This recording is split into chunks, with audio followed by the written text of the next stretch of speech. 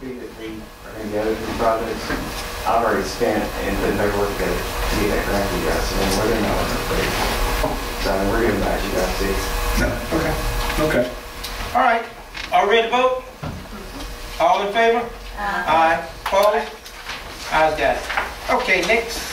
Are you going? Just, yes, go ahead and talk about the sign. Now, this is not coming up for action. It's probably not a good time to talk about it. Just to let you know, we had talked about a sign, and Mr. Holmes will be hearing this for the first time, so we got to go back and look at it and see what we do. But go ahead. This is something that's never in the contract. Okay. All right, nothing in the contract. That's our money, right? Okay. Absolutely. We were approached about putting a sign up that the ones that you guys did last year at Coral in high school.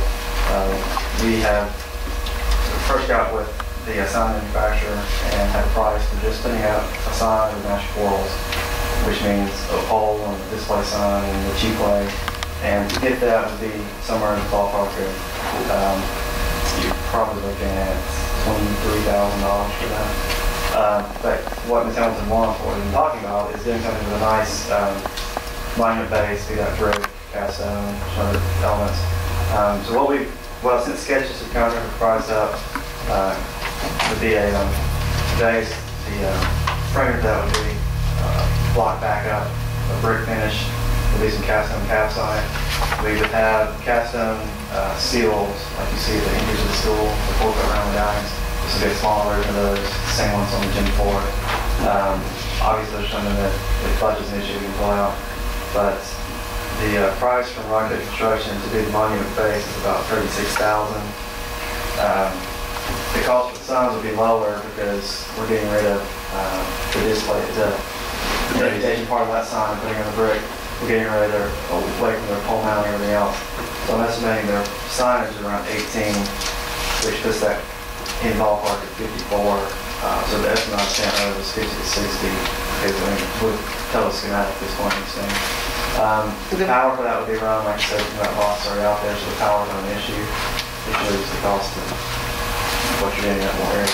And the reason we talked about putting the monument up, it's not just the aesthetic looks. Our other monuments, our other don't meet code, really. They're supposed to be, and we just haven't gone back and done it. But at this point, this is just for informational, because that's just a lot of money. We got to figure out.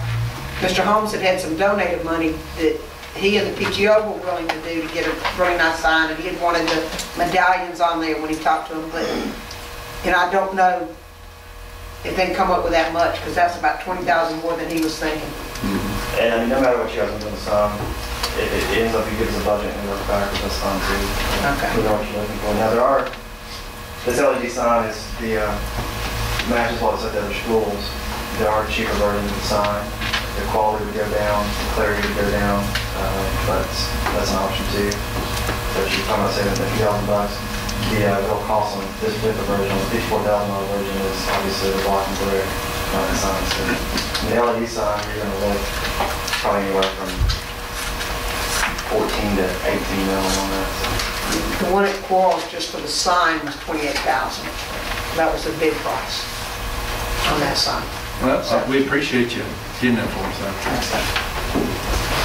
Thank you.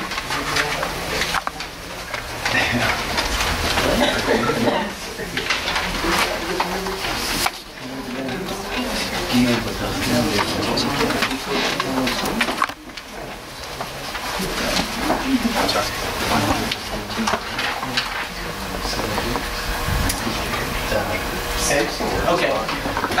He and I over here trying to figure. We're gonna start a business up. We're just trying to figure out how to do it. We in sign business down here. we working on that too? Okay.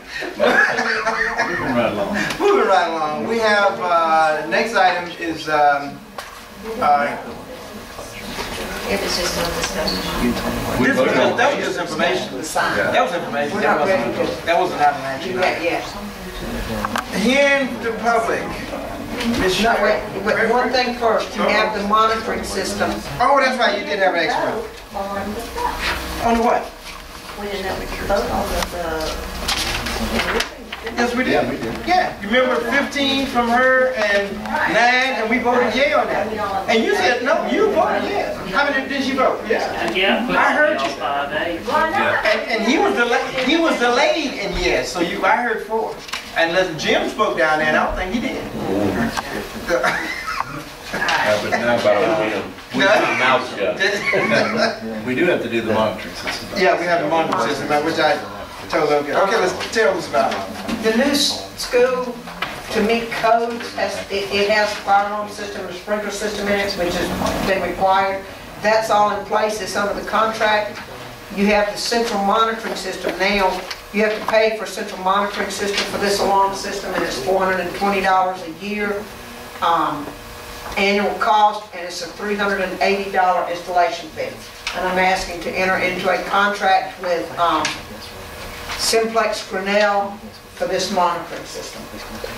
380 installation, $400 monitoring. $420 annual a year to monitoring. And they're the ones who notify if an alarm system goes off. They notify fire, police, rescue, all of those people. Are we in a contract with them with any of our other schools? No, because none of the other schools have the fire alarm systems and the sprinkler system. Now I'm asking this question. It says in code, does code now require that schools have monitoring systems?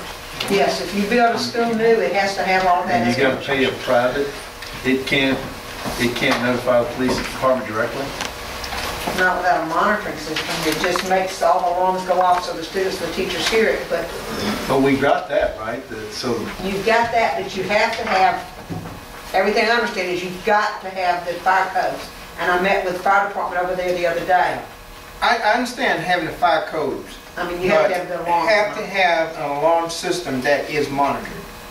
That is in our meeting the other day with because it's the monitoring part of that system that I'm questioning.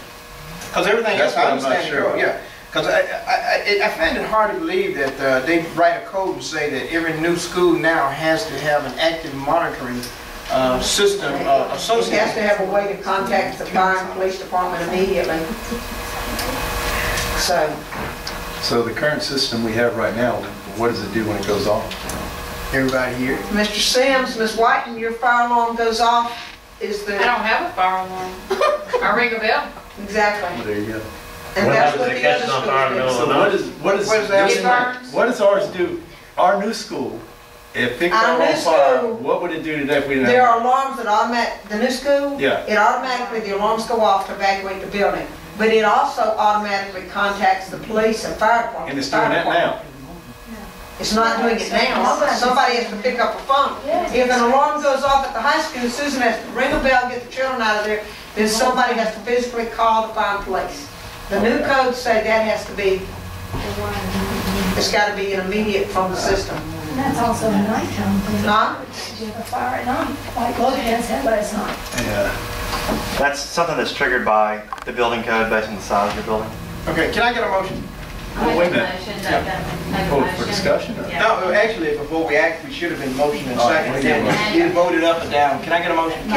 Got a motion and a second over here. Now, Mr. Roberts, can you tell me what the codes are? Yeah, you really got two issues. One is the fire alarm code depends on the size of the building. There's different trigger points for different requirements. Right. Once you get above a certain size, you got to have a system that will have to communicate with the authority having jurisdiction and fire department. That has to be a dedicated service. The problem is right now, you guys only contracted with the phone company to provide one line, which means if somebody's on that line, if that line's basically not secure in case there's an emergency situation. There's a second issue, which is elevators. Your elevators are required to have a dedicated line in case someone's trapped in and pick up the phone call. Some jurisdictions, they leave that up to the fire department to see if they will let you share fire line with the elevator line. Some jurisdictions will make every elevator have its own line. So you can have 2 6 elevators plus the fire line, plus your main line, you can have 4. So I advised Ms. Hamilton, the fire chief, to what's the minimum they'll let you do.